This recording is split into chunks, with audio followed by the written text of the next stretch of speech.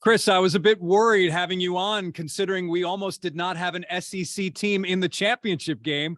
But now that Georgia has made it 13.5-point favorites, is that sound just about right for you, or is it too much, too many points to give? It's probably about where I thought it would be. I mean, let's be honest. Both Georgia and TCU had to have a little luck on their side to get here. Things got hairy for both teams on Saturday. It's hard not to look at TCU and think this might be that team of destiny that everybody likes to talk about. But this Georgia team just does not lose. I mean, since November 7th of 2020, this team has only lost one game. They're the reigning national champs. And I think this defense is going to show up when it matters most, and Georgia will win big. I think the Cinderella story is over for TCU. I'm afraid you're right about that, too. That was my favorite game, though, seeing TCU win. Finally, we have a Texas school in the championship game.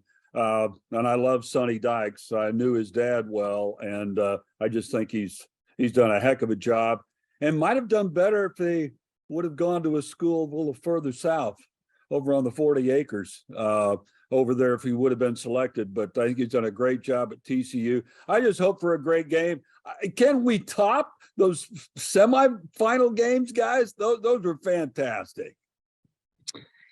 I think the bad news for TCU is that Georgia got tested in the semifinal. And I think that was a game that probably a lot of people thought, okay, well, Ohio State got in. Maybe it should have been Alabama. And kudos to Ohio State. They came out and punched Georgia in the mouth. They got up big. And you know what? You test the champion and see what kind of resolve they have. And Georgia showed why they are the defending champs. But because Georgia got tested in the way they did there, I think that could pose problems for TCU. I'm not saying that Georgia's going to blow them out in any way, because I think when you get into these title games, one mistake here, one mistake there, and momentum kind of rolls differently, especially for a team like TCU who's been on such a great roll. They played great against Michigan, but I do think the Bulldogs will win. During that semifinal game, Georgia and Ohio State, I kept watching and thinking, I don't know if TCU can beat either of these teams. Were any of you thinking having those same thoughts during that game Saturday night? You look at what this TCU team has done all year long. I mean, it's hard not to look at that Baylor game and say they should have lost that game. And honestly, if they don't get that field goal off, they're not even in this thing. I think there was a lot of case made for Alabama should have been in the playoff. And I think a lot of people were hoping TCU was going to lose so that they could be justified. Hey, Alabama should have been the team in there. But give props where it's due. Again, TCU is here. They're the first team in Texas to do it. I bet there's some folks at College Station in Austin that wish that they could be saying the same thing right now.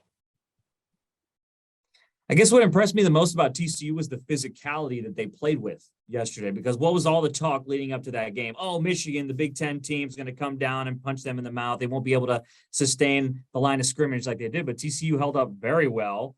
And yeah, it became a track meet there in the third quarter, but I thought their physical game was a little bit better than I had anticipated. I don't know what that bodes well against a team like Georgia. We'll see, but I thought their physicality, that was nice to see. It was just fun to see great playoff football. And I don't know what you guys think, but I'm looking forward to this playoff format expanding. My wife watched more college football yesterday than she has watched in the last 2 years, I swear. But it was so much fun. And that's what we want with playoff football right there. It's what we got yesterday. And as we celebrate New Year's, the new year, which bowl game from the bowl season popped for you, and which one was a complete dud? Chris, I'm going to have you go first.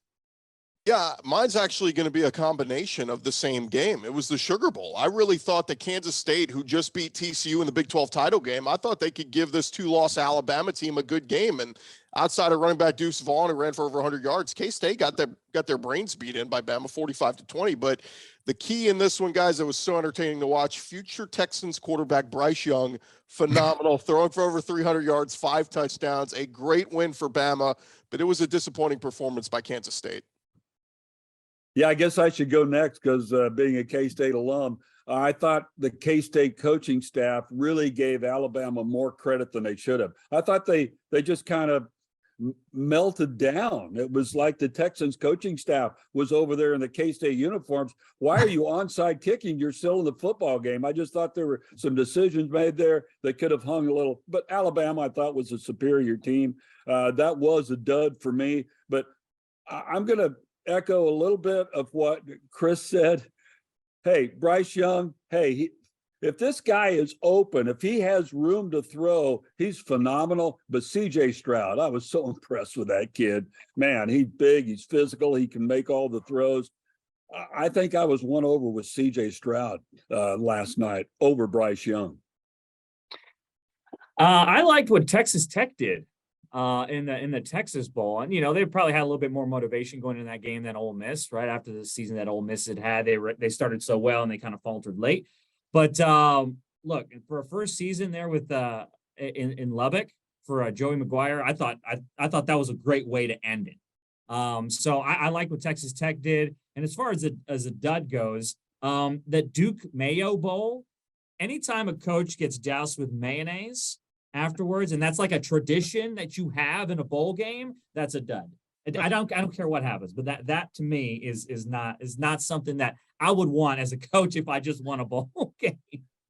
The Liberty Bowl popped for me. That Liberty Bowl game, Arkansas winning in 3 overtimes, that was phenomenal television. And what Texas did at the Alamo Bowl, to me, that was a dud. And then to see this video surface of Steve Sarkisian berating that staffer from the bowl game, I just, for a guy who's never won more than 9 games and his best bowl win is the Holiday Bowl, I just don't see how you can treat somebody like that. I don't know what happened prior to that, but it just seems really just not cool. Just not cool. It was not a good look, no doubt about it. I will agree with that. Not a good look. It was a disappointing performance for UT all around. Who thought Washington was that good, or are they that good? We don't know. I'm excited for tomorrow, though. Tomorrow's game should be good. I'm interested to see what Tulane does. I mean, anytime one of these schools enters the picture in one of these big bowl games and plays against a team that probably is very disappointing, like USC in this case, they didn't want to be in that situation. That's going to be interesting. And of course, the Rose Bowl always puts out a good product, and that's probably going to be a good game. Last time we'll see a Big Ten Pac-12 traditional matchup in the Rose Bowl with the playoff expanding. So that's kind of sad as a Big Ten guy, but that should be a good one. He is Chris Gordy. He is also the host of the Locked On SEC podcast. Chris, thanks for being with us. And of course, Happy New Year. Same to you guys.